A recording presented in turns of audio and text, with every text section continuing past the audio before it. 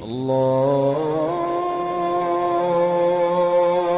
أكبر الله.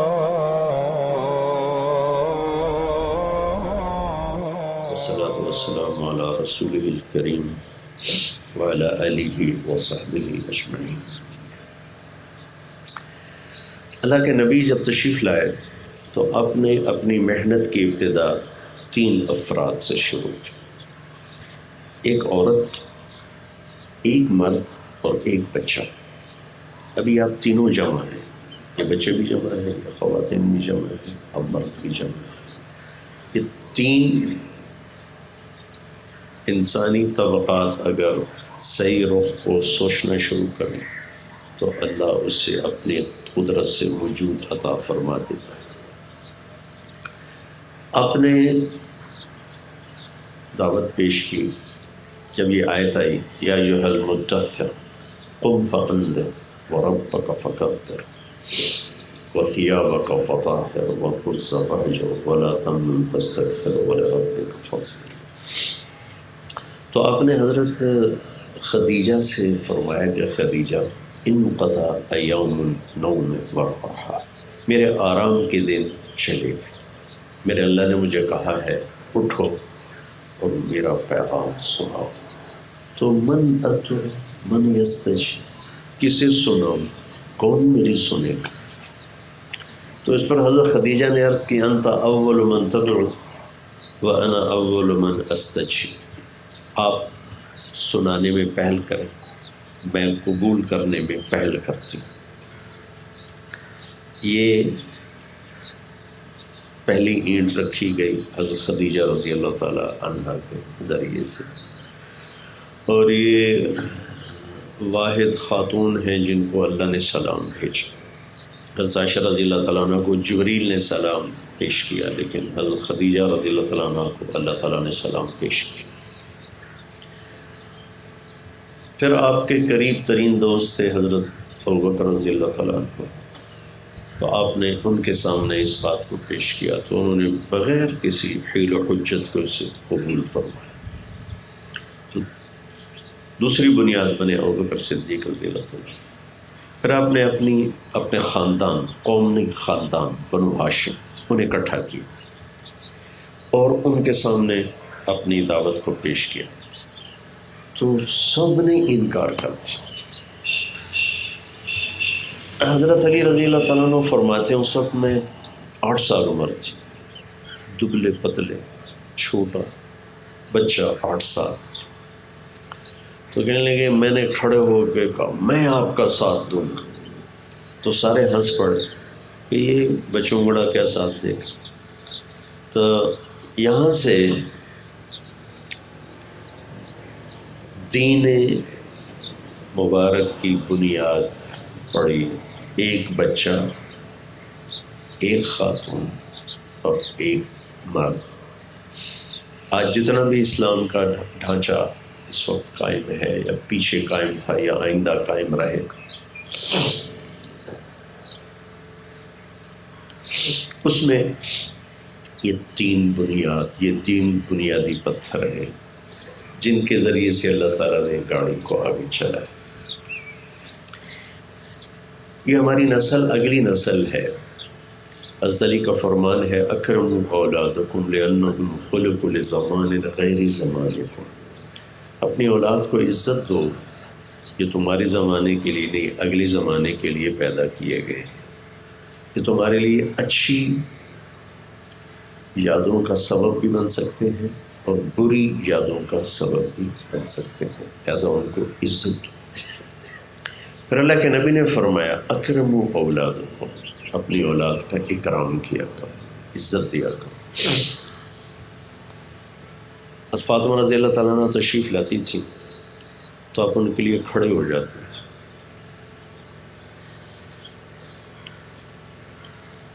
آگے بڑھ کے ان کا استقبال کرتے تھے، پھر ان کا ہاتھ پکڑتے تھے، ہاتھ کا بوسہ لیتے تھے، پھر ان کو چارپائی کے پاس لاتے تھے، پہلے ان کو بٹھاتے تھے پھر خود بیٹھتے تھے.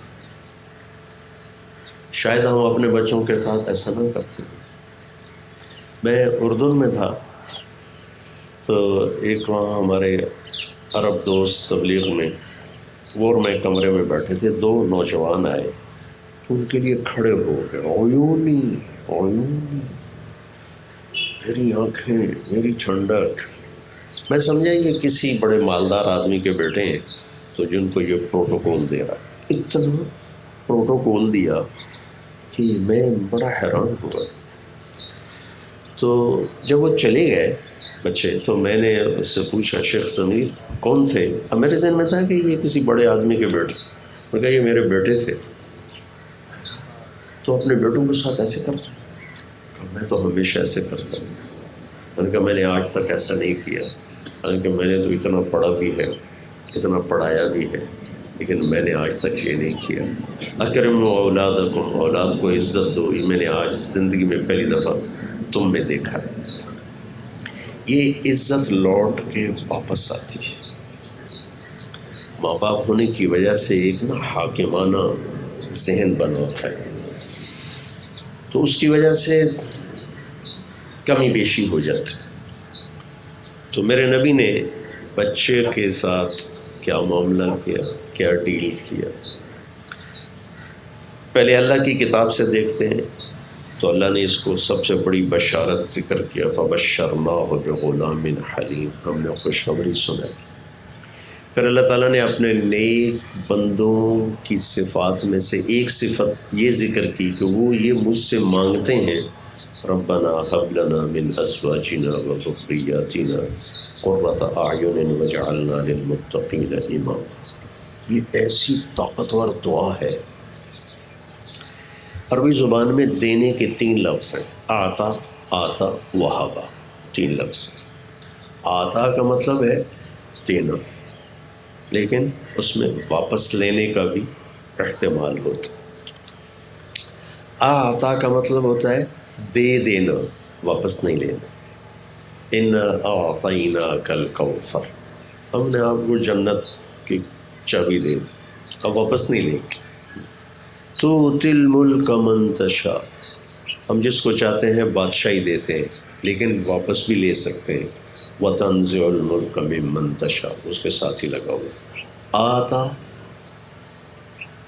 دینا جس میں واپس لیا جا سکتا، آتا عطیہ دینا، واپس نہیں لینا۔ وہابا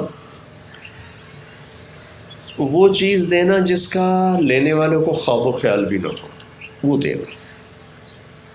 تصور میں ہو کہ مجھے یہ ملے گا تو تھوڑی خوشی ہوتی، جب تصور سے بالا تر ہو کے ملتا ہے تو خوشی کی انتہا ہوتی۔ اس کے لیے عربی زبان کا لفظ ہے وہابا۔ تو ابراہیم علیہ السلام نے دعا مانگی، رب ہب لی من الصالحین، ہب آتینی، آتینی بھی ٹھیک تھا، رب اعطنی من الصالحین، یا اللہ مجھے نیک بچہ ہے۔ رب ہب لی، مجھے ہبہ ہو ایسا کہ جو میرے تصور سے بھی بالا تر۔ تو ان کی دعا کیا ہے؟ وہ کہتے ہیں ربنا ہب لنا من ازواجنا وذریاتنا۔ ازواج بیوی خاوند دونوں پہ بولا جاتا ہے، ایک فیملی کے لیے آ رہا ہے۔ تو فیملی 3 طرح ہوتی ہے، خاوند، بیوی، اولاد۔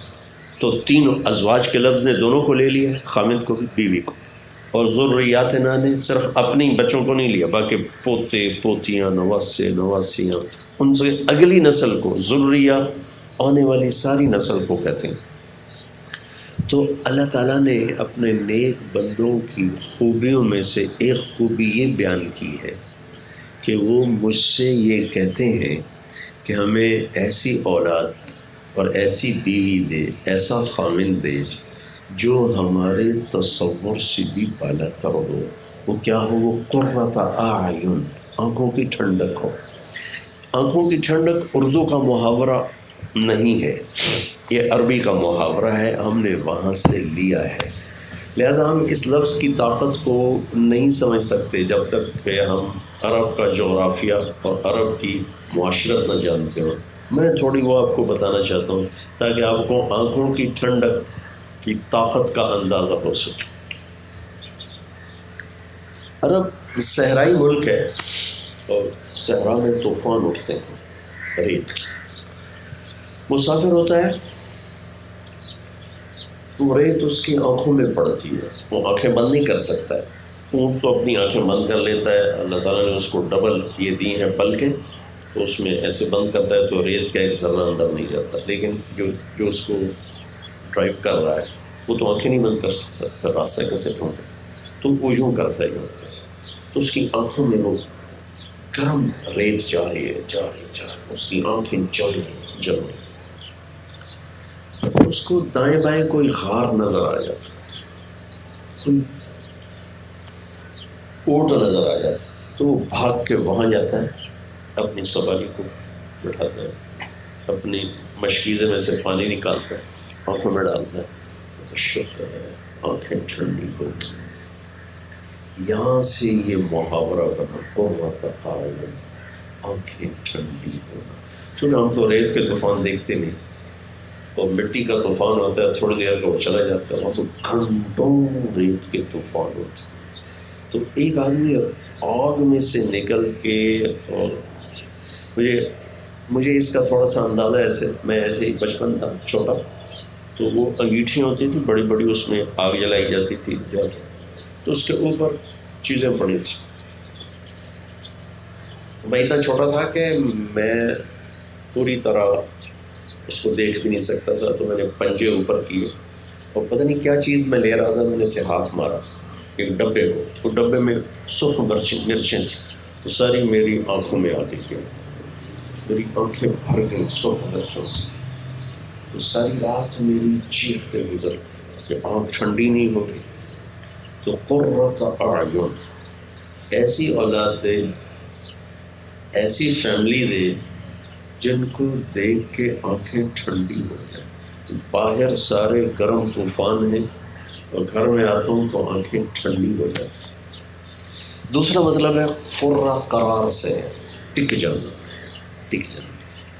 ایسی اولاد دے، ایسی فیملی دے کہ جن پر میری نظر جم جائے، دائیں بائیں نہ جائے، کسی اور کی طرف میری نظر نہ اٹھے، صرف میری نظر بچوں پر، اپنی فیملی پر ہو، اور میری نظر خیانت نہ کرے، میری نظر میں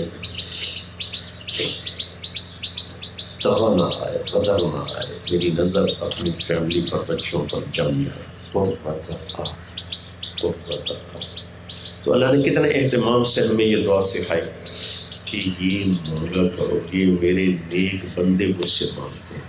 وعباد الرحمن، سورہ فرقان میں ہے، وعباد الرحمن، اور رحمان کے بندے، ان کی صفات آخر میں صفات.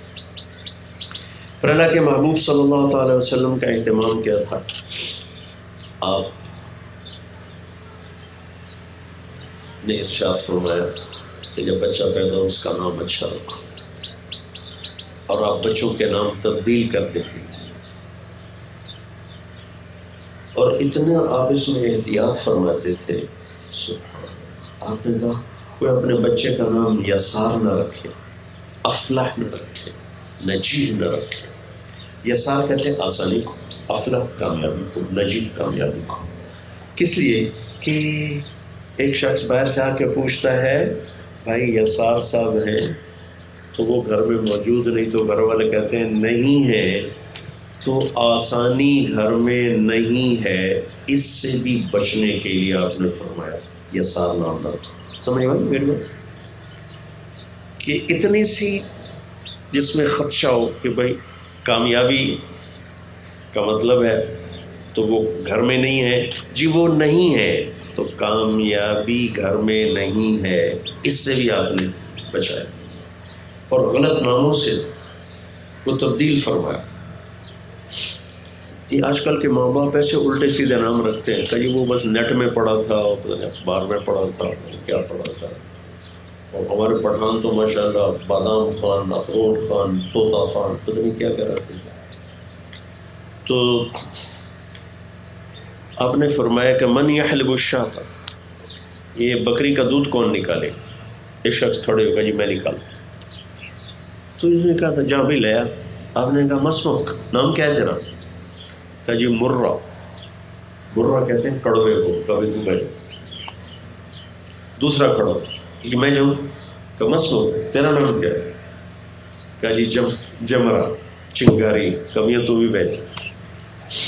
تیسرا کھڑا ہو کہ میں جاؤں، کہ مسلو تیرا نام کیا ہے؟ کہا جی یعیش، زندہ باد زندہ باد، ٹھیک تم جاؤ۔ حالانکہ دودھ ہی نکالو، لیکن اتنی احتیاط فرمائی نسل کا نام اچھا رکھا جائے، ان بچوں کا پہلا حق۔ ایک دفعہ آپ سفر میں جا رہے تھے، سامنے دو پہاڑ آ گئے، تو ان کے بیچ میں سے راستہ تھا، تو آپ نے مقامی لوگوں سے پوچھا ان پہاڑوں کا کوئی نام ہے؟ کہی ہے، اس کا نام ہے فاضح، اس کا نام ہے مخزی۔ فاضح بدنام کرنے والا اور مخزی ذلیل کرنے والا۔ تو آپ نے راستہ بدل دیا، ان پہاڑوں کے بیچ میں سے نہیں گزرے، اوپر سے چکر کاٹ کے آپ تشریف لے گئے۔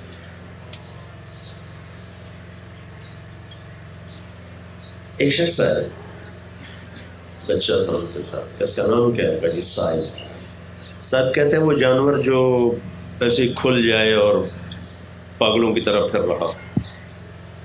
تو آپ نے کہا نہیں، اس کا نام عبداللہ ہے۔ کہا جی بس ہم اپنا نام رکھا، ہم نہیں بدلتے۔ تو وہ بچہ پاگل ہو گیا۔ نام سے بھی، نام کے غلط معانی سے بھی آپ نے اپنی امت کو بچایا۔ ایک شخص آئے، ان کا نام تھا حزن۔ آپ نے فرمایا تیرا نام کیا؟ کہا جی حزن۔ حزن کہتے ہیں غم۔ آپ نے کہا نہیں تیرا نام میں سہل، سہولت والا۔ کہا نہیں جی میں اپنے باپ کا رکھا ہوا نام نہیں بدلتا ہوں۔ تو سعید بن مسیب ان کے پوتے ہیں، وہ فرماتے ہیں ہمیشہ ہمارے خاندان دکھوں میں ہی رہا، کبھی دکھ سے نکل نہیں سکا۔ یہ آپ کا اہتمام ہے صرف نام کے، بچوں کا نام کیسے رکھا جائے۔ پھر اس کے بعد آپ سارے عالم کے نبی ہیں، لیکن بچوں کے لیے آپ ٹائم نکالتے ہیں۔ ایک واقعہ سناتا ہوں۔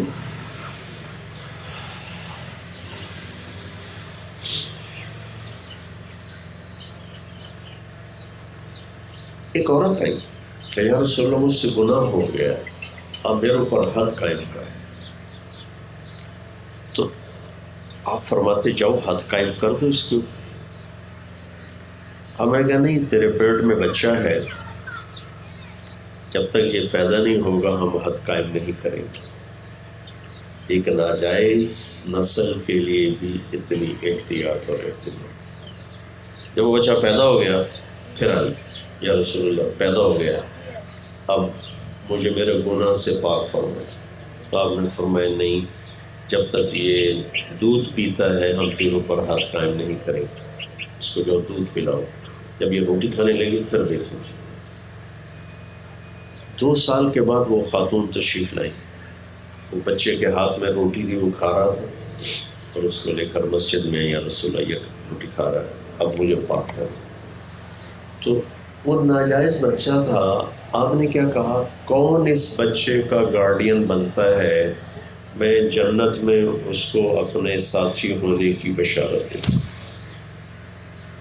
کہ ناجائز بچے تھے۔ تو ایک انصاری صاحب نے کہا یا رسول اللہ میں دیا، آپ نے بچہ ان کو دیا، اس پہ حد کو قائم کیا۔ اتنے بڑے نبی ہیں اور نسل کا اتنا اہتمام۔ پھر آپ وقت نکال کر بچوں کے لیے وقت نکال کر ان کا کھیلتے تھے، ٹائم دیتے تھے۔ بس حسن حسین رضی اللہ تعالیٰ ان کی کشتی کراتے تھے، ان کے ساتھ کھیلتے تھے، ان کے لیے گھوڑا بن جاتے، ان کو کمر پہ بٹھا لیتے، چکر لگاتے، اور پھر کہتے تمہاری سواری کیسی، تمہارا اونٹ کیسا ہے۔ اور حضرت امامہ، حضرت زینب کی بیٹی، ان کو نماز، ظہر کی نماز، فرض نماز یہاں بٹھایا ہوا تھا اور نماز پڑھا رہے تھے، یہاں بٹھایا۔ نبی کی نماز ہے وہ کامل ہے، لیکن ہمارے لیے تو مشکل ہے، نہیں ہو سکے گا۔ یہاں بٹھایا ہوا تھا اور نماز پڑھا رہے تھے۔ جب رکوع میں جاتے تو ان کو نیچے بٹھا دیتے، سجدے میں جاتے، 2 سجدے کر کے جب وہ اوپر اٹھتے تو پھر ان کو اٹھا کے یہاں بٹھا کے پھر نماز شروع کر دیتے۔ یہ صرف آپ کو بتانے کے لیے تھا کہ بچوں کے ساتھ کیا کیا جائے۔ یہ کوئی اس قدر زیادہ اظہار محبت نہیں تھا، صرف تعلیم امت تھا کہ سب سے قیمتی چیز ماں باپ کے لیے بچہ ہے، آنے والی نسل۔ دیکھتے نہیں جن کی اولاد نہیں ہوتی کتنا تڑپتے ہیں، یہ ایک ہی ہو جائے، بیٹی ہو جائے۔ تو یہ ہماری مستورات یا ہم اپنی چیزوں کو کتنا احتیاط سے استعمال کرتے ہیں، بچوں کو کتنا جھٹک کے پھینک دیتے۔ تو میرے نبی کی زندگی آپ پڑھیں تاکہ آپ کو خود اندازہ ہو کہ ہم اپنی نسل کے ساتھ ہم نے کرنا کیا ہے، چلنا کیسے ہے۔ آپ جمعے کا خطبہ دے رہے ہیں، جمعے کا خطبہ ظہر کی 4 رکعت ہے، تو علماء فرماتے ہیں 2 رکعت کے بدلے میں خطبہ ہے اور 2 رکعت نماز ہے، تو گویا خطبہ بھی نماز کا حصہ ہے۔ اس لیے خطبے کے دوران نفل نہیں پڑھنے، تنکے سے بھی نہیں کھیلنا، کپڑے سے نہیں کھیلنا، ایسے ہی توجہ سے بیٹھ رہے ہیں جیسے نماز۔ تو یہ نماز کا حصہ ہے۔ آپ کھڑے ہوئے بیان فرما، سامنے دروازے پر حسن حسین آگے کھیلتے، چھوٹے تھے ہم، ایسے ہو رہے تھے۔ تو مسجد کافی بڑی تھی، مسجد نبوی میرے نبی کے زمانے کی مسجد کافی بڑی تھی۔ تو اب ایک دم نیچے اترے، جیسے آپ مجھے دیکھ رہے ہیں، آپ کو پتہ نہیں پیچھے کیا ہے، ٹھیک ہے؟ تو میں اگر یہاں سے تیزی سے اتروں تو آپ سب کہو کیا ہو؟ تو میرے نبی ایک دم ممبر سے اترے، ایسے گئے مجمع کو چیر کر، سارے ایسے دیکھ رہے کیا ہو؟ دونوں بچوں کو اٹھایا اور اندر آئے اور ممبر پہ بٹھا کے دوبارہ بیان شروع فرما۔ آپ یہ کہہ سکتے تھے یہ میرے بچے آگے، ان کو اٹھا کے میرے پاس لیا۔ جو لوگ آخری صف میں بیٹھے تھے آپ ان سے فرماتے کہ میں ان کو آگے لے کے آتا ہوں، ٹھیک ہے؟ آپ نے بچوں کے لیے جمعے کا واجب خطبہ چھوڑ دیا۔ ہم ٹیلی فون نہیں چھوڑتے، بچے وہ آ کے بات کر رہا ہے، وہ لگی ہوئی ہے اپنے، ہم لگے ہوئے ہیں، اس کو چٹکا دے کے ادھر کر دیتے۔ اور میرے نبی نے واجب خطبہ چھوڑا، واجب خطبہ۔ اور وہ کوئی ایسا بھی نہیں تھا کہ وہ کوئی گر رہے تھے یا کوئی کھڈے میں جا رہے تھے یا کسی پریشانی میں تھے، ویسے تھوڑا لڑکھڑا رہے تھے تو آپ نے خود نیچے اتر کر۔ یہ سارا تعلیم امت ہے، امت کو سکھانے کے لیے کہ نسل کے ساتھ جتنا نرمی پیار کا معاملہ ہوگا اتنا یہ ایک خوبصورت پروڈکٹ بنے، اور جتنا ڈانٹ ڈپٹ کا معاملہ ہوگا اور تانا طنز کا معاملہ ہوگا اتنا یہ نیگیٹو ہوتے چلی جائیں۔ مولانا روم نے ایک آیت لکھی ہے کہ ایک ڈاکو کا سردار تھا، تو اس کا پورا گینگ تھا، تو وہ گھات لگائے بیٹھے تھے، تو ایک راہگیر گزرا تو اس پر انہوں نے اٹیک کیا۔ وہ کوئی تیز رفتار تھا، وہ بھاگ نکلا، ان کے قابو میں نہیں آیا۔ آگے ناکے پر بیٹھا تھا ان کا سردار آخری میں، تو یہ جب اس کے قریب پہنچا تو وہ کھڑا ہوا، تو یہ راہگیر کہتا ہے یار میری جان بچا، تو مجھے کوئی شریف آدمی نظر آتا ہے، میرے پیچھے ڈاکو نہیں۔ تو وہ ایسے ہوا، اس نے جھرجھری سی لی اور کہنے لگا آئیے تشریف رکھیے، میں ان سے نمٹ لیتا ہوں۔ تو اس کو اپنے ہی تھا، جب وہ قریب آیا تو آگے سردار کھڑا تھا، تو پیچھے تو اس نے کہا میرے دوست آپ جائیے۔ کبھی تم کون ہو؟ کہا یہ کیوں پوچھتے ہو؟ جاؤ، نہیں مجھے بتاؤ تو نے میرے پریشان۔ کہا میں یہ ڈاکوؤں کا سردار۔ کہا تو پھر تو نے مجھے کیوں چھوڑ دیا؟ مجھے آج تک کسی نے شریف آدمی نہیں کہا تھا، تو پہلا انسان ہے جس نے مجھے شریف آدمی کہا، تو میری شرافت بھی جاگ گئی۔ لفظ اتنا اثر کرتا، بیجا ڈانٹ ڈپٹ، بیجا طنز تانے، یہ ختم کر دیتے، استعدادیں سارے جو نیورون ہوتے ہیں جل جاتے ہیں۔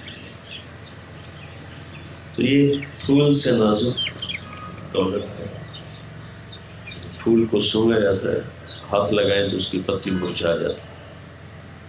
یہ ہماری آنے والی نسل ہے، ہمارے لیے صدقہ جاری ہے، ہماری قبروں کی ٹھنڈک ہے۔ یہ اچھے انسان بنے، بس یہ سب اچھے انسان۔ انہوں نے کیا بننا ہے یہ یہاں لکھا ہوا ہے، ہم نہیں بنا سکتے۔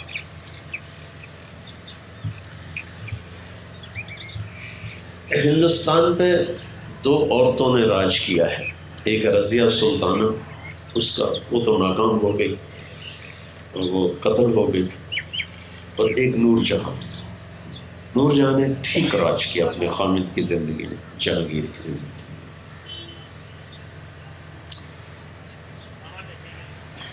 یہ ایک غریب ماں باپ،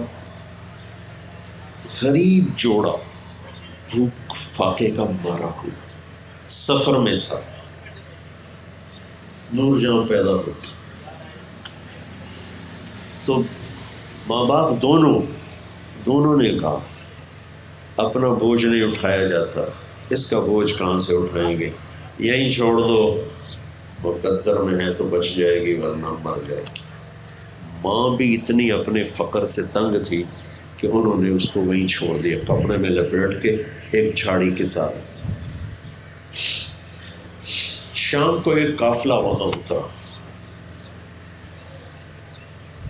اس قافلے میں نے اپنے خیمے گاڑے، لوگ ادھر ادھر پھرے تو ایک جگہ سے بچے کے رونے کی آواز ہے، ایک شخص گیا، اس نے دیکھا بچی کپڑے میں لپٹی ہوئی، اس نے آ کر اپنے سردار کو دیا۔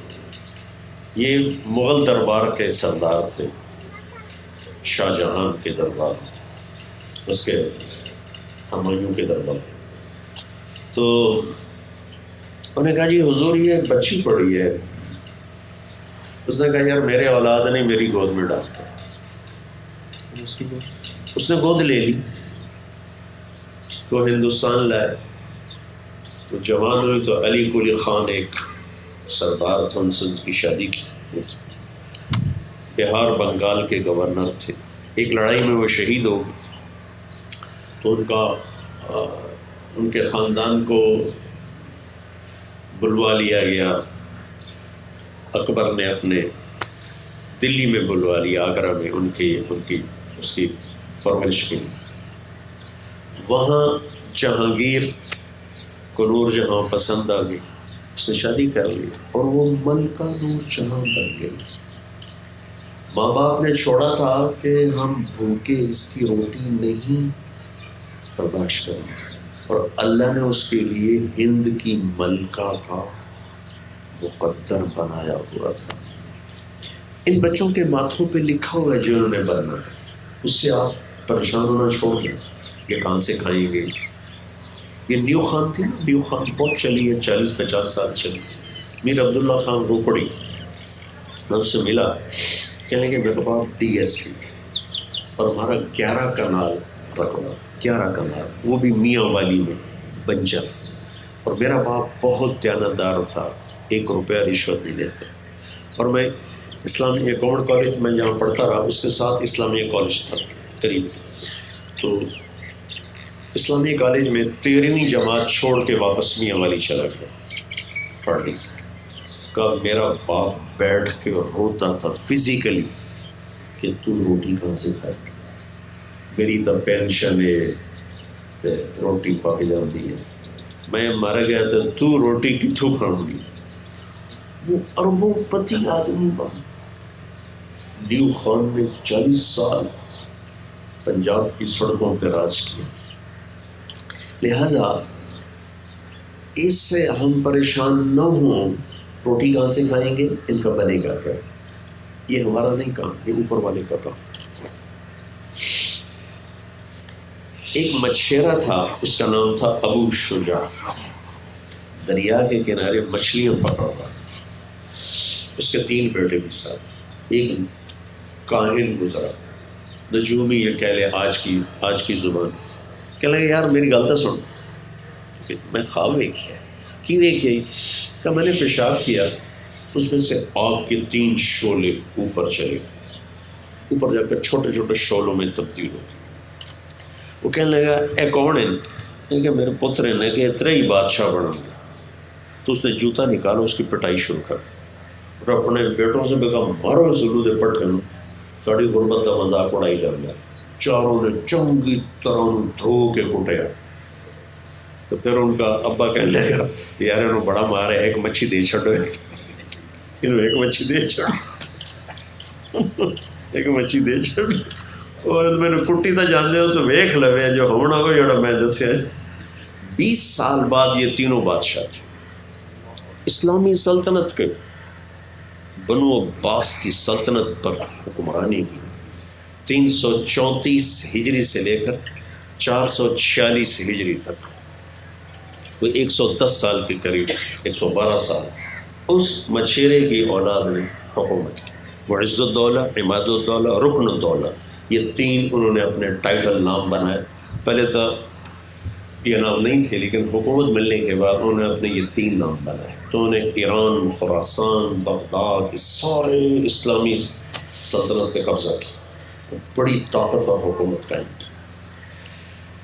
ہاں ہماری پریشانی یہ ہے کہ اللہ ان کو بس نیک بنا دے، نیک بنا دے۔ اگر یہ نیک ہوں گے تو اللہ ان کا والی ہوگا، اگر یہ نافرمان ہوں گے تو ان کی ہر نافرمانی ہمارے لیے وبالی شان بنے۔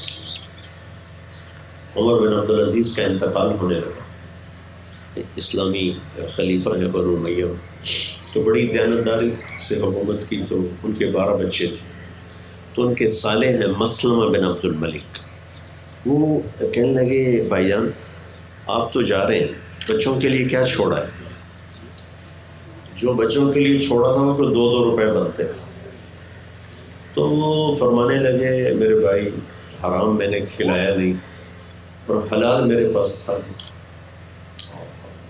حرام کھلایا نہیں، حلال تھا نہیں۔ اگر یہ نیک ہوئے تو اللہ ان کی حفاظت کرے، اور اگر یہ برے بن گئے تو پھر یہ جانے اور ان کا کام تو۔ پھر اپنے بچوں کو بلایا اور فرمایا کہ بچوں میرے سامنے 2 راستے تھے، ایک یہ تھا کہ میں تمہارے لیے پیسہ جمع کرتا جہاں سے بھی کرتا اور خود جہنم میں چلا جاتا، دوسرا یہ تھا کہ میں تمہیں تقویٰ سکھاتا اور خود میں جنت میں جاتا۔ تو میں نے دوسرا راستہ اختیار کیا ہے، میں نے تمہیں اللہ سے لینا سکھا دیا، وہ تمہیں ضائع نہیں کرے گا، جب ضرورت اس سے مانگ لے۔ تو انتخاب 2 روپے مشکل سے فراست میں بچے تھے۔ ہشام بن عبد الملک کزن 10 لاکھ درہم چھوڑ کے مرا بچوں کے لیے۔ 10 لاکھ آج کوئی 10 کھرب روپیہ بنتا ہے۔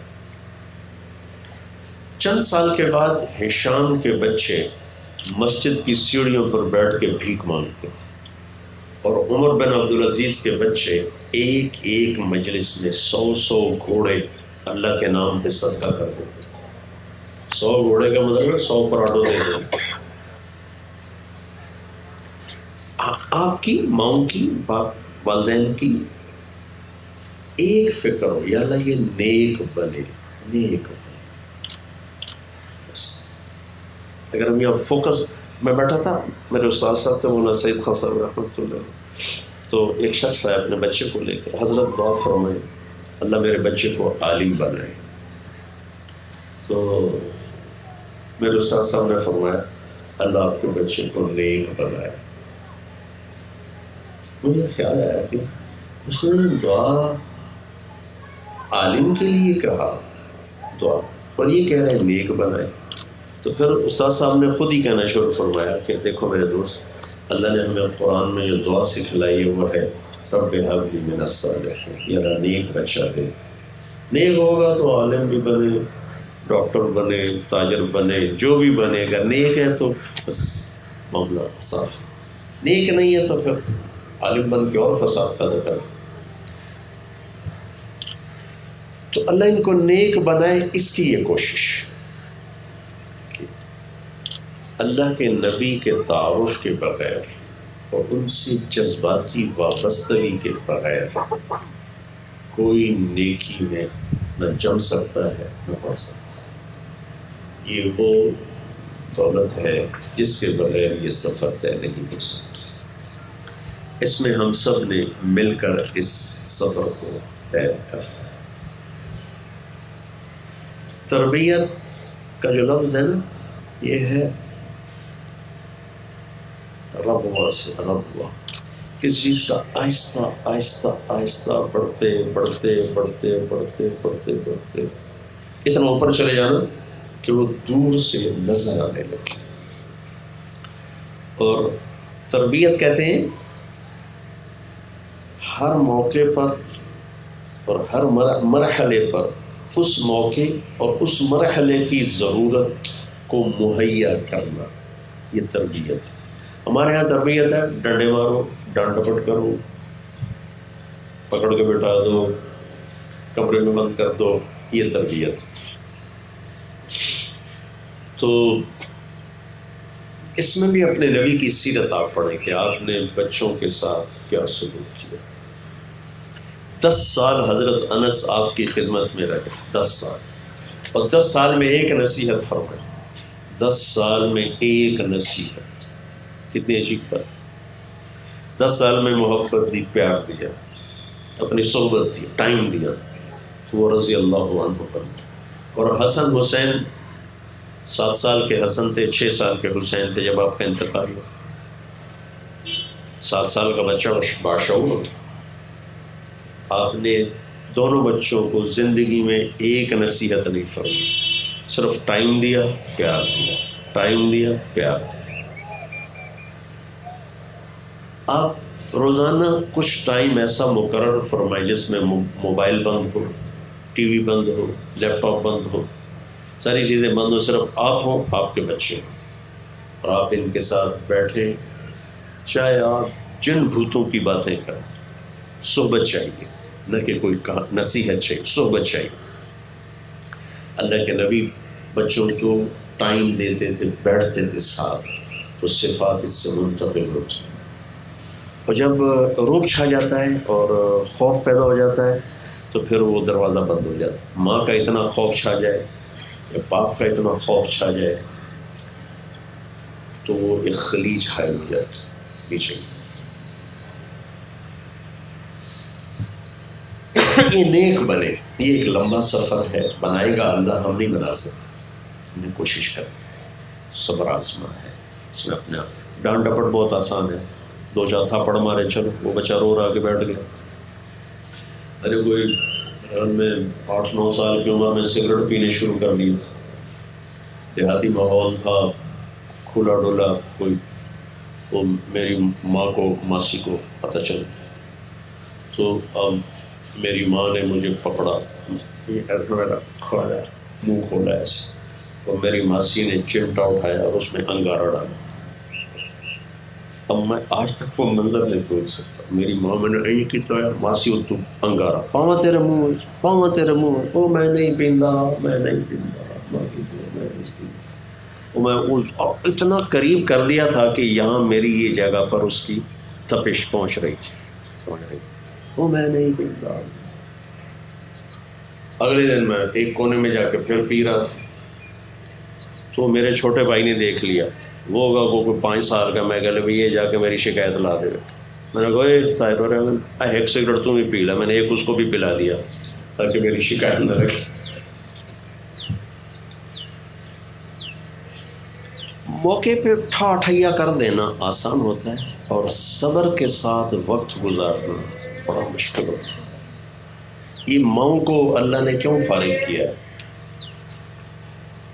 کہ سب سے مشکل کام نسل کی تربیت، نسل کی پرورش.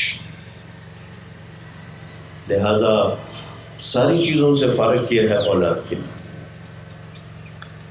حضرت ہاجرہ جب فارغ ہو گئی اولاد کے لیے، نہ خامن کی ذمہ داری، نہ ساس کی ذمہ داری، نہ سسر کی ذمہ داری، نہ کوئی اور رشتہ داروں کی ذمہ داری. صرف اسماعیل اور ہاجرہ تو ایسی عالی شان شخصیت بنے کہ 8 سال کی عمر میں کہہ رہے ہیں کر دو ذبح، کر دو ذبح. تو کرے گا اللہ، میں نہیں کر سکتا، میم اکیڈمی نہیں کر سکتی، آپ نہیں کر سکتے، کرے گا اللہ. لیکن ہم ٹائم دیں، صبر کریں، اور کوئی غلطی دیکھ کر تانا نہ دے، طنز مار دیتا. اچھا تو نے یہ سنا پھر بھی یہ کرتے ہو، مار دیتے. حضرت عمر رضی اللہ عنہ کو پتہ چلا کہ ایک عرب سردار نے شراب پینا شروع کر دی. عمر جیسی شخص بلا کے 2 چھتر مار دیں. تو آپ نے ان کو خط لکھا، حامیم غافر الذنب قابل التوب شدید العقاب ذی الطول لا الہ الا هو الیہ المصیر. یہ آیت لکھ کے بھیج دی. اب جو انہوں نے خط پڑھا کہ یہ کیا لکھا، پڑھتے جا رہے ہیں اور سمجھ میں نہیں آ رہا یہ کیا لکھا، یہ کیا لکھا، یہ کیا لکھا. آخر جا کے ان کو وہ آیت کا مطلب سمجھ میں آیا کہ لگتا ہے عمر کو میرے شراب پینے کا پتہ چل گیا ہے. تو انہوں نے مجھے لکھا ہے کہ اللہ غافر الذنب، گناہ معاف کرنے والا، توبہ کرے، شدید العقاب اگر طول، لیکن اگر توبہ نہ کرو پھر اللہ کی پکڑ بھی بڑی سخت ہے. تو اس کے بعد انہوں نے توبہ کی، شراب چھوڑ دی. تو حضرت عمر کو خبر ملی تو فرمایا کہ جب اپنے بھائی کو غلطی کرتا دیکھو تو اس کے ساتھ ایسا معاملہ کرو، کبھی تانا نہ دینا ورنہ شیطان اسے بھڑکا دے گا. حضرت عمر رات کو راؤنڈ لگا رہے تھے، ایک جھری سے دیکھا ایک آدمی اندر شراب پی رہا تھا. دروازہ بند تھا، انہوں نے دیوار سے چھلانگ لگائی اور اندر اور کوڑا اٹھایا مارنے کے لیے. تو کہنے لگا امیر المومنین ایک منٹ، میں ایک گناہ کروں تم نے 3 گناہ کی. کہنے کہ کیسے؟ اللہ کہتا ہے کسی کی ٹو نہ لگاؤ، تم نے میری ٹو لگائی. اللہ تعالیٰ کہتا ہے اجازت لے کے اور تم بغیر اجازت کے آئے. اللہ کہتا ہے دروازے سے اندر اور تم دیوار پھلانگ کے اندر آئے. تیرے 3 گناہ، میرا 1 گناہ. تو چپ کر کے چلے گئے. ایک مہینہ وہ بندہ شرم کی وجہ سے مسجد میں نہیں آیا. 1 مہینے کے بعد وہ نماز میں آیا تو حضرت عمر نے دیکھا اس کو بلایا، پھر اپنا کان قریب کرو.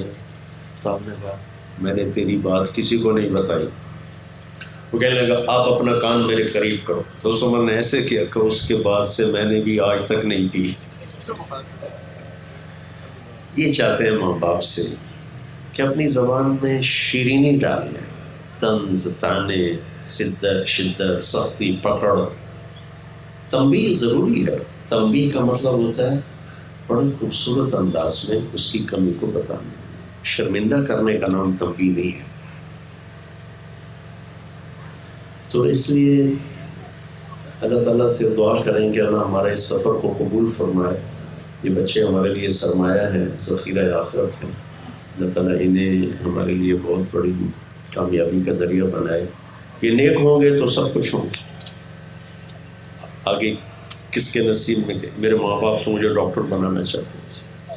میں یہاں 11 سال کی عمر میں آیا اور ہمارا پوری فیملی بیک گراؤنڈ میں مولوی کا تصور جانتے ہیں.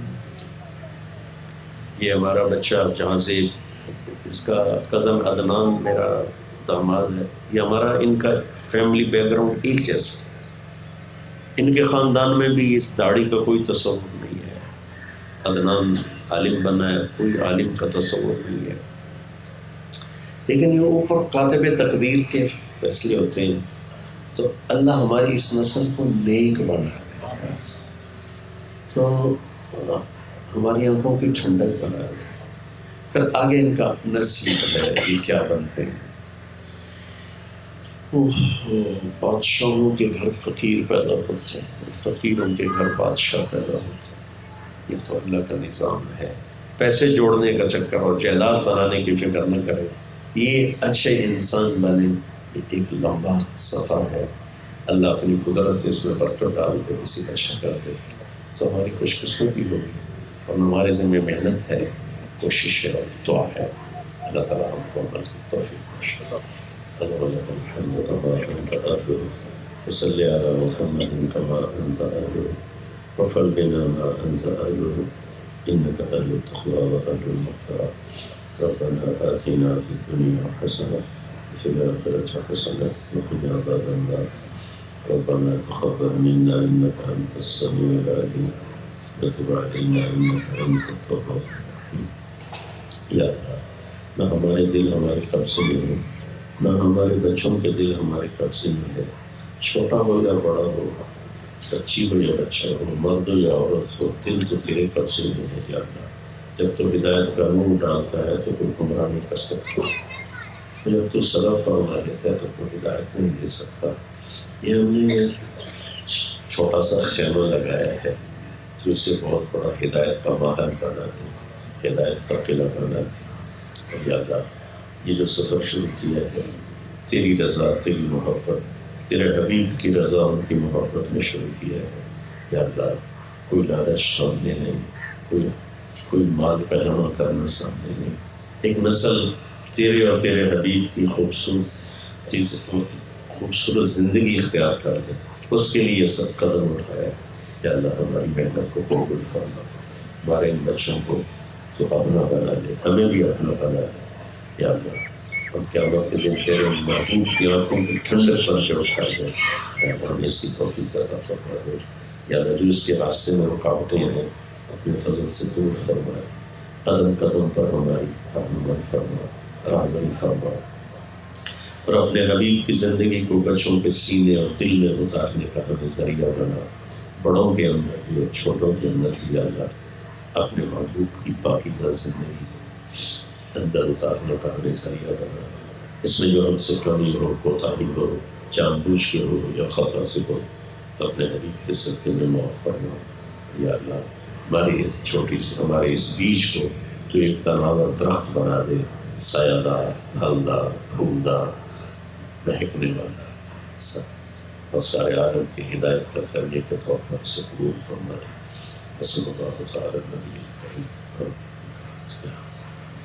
السلام علیکم ورحمۃ اللہ.